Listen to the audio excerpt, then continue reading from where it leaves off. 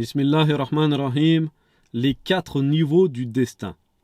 Le destin est partagé en 4 niveaux. Numéro 1, la science. C'est la foi dans le fait qu'Allah est parfaitement connaisseur de toutes choses, qu'il s'agisse de ses propres agissements ou des agissements de ses créatures. Il connaît le passé, le présent et le futur.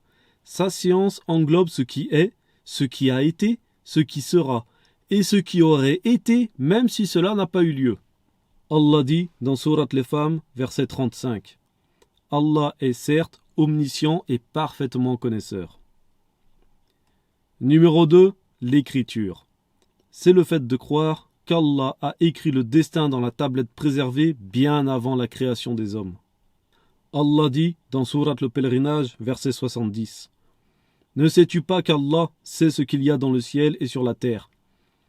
Tout cela est dans un livre, et cela pour Allah est bien facile.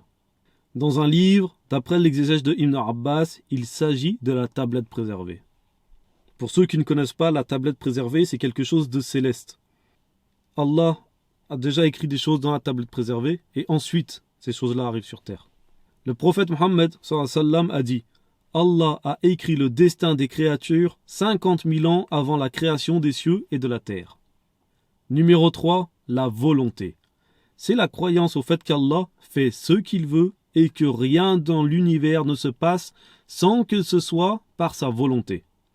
Allah dit dans Sourate Yasin, verset 82, « Quand il veut une chose, son commandement consiste à dire soit et c'est. » Numéro 4, la création.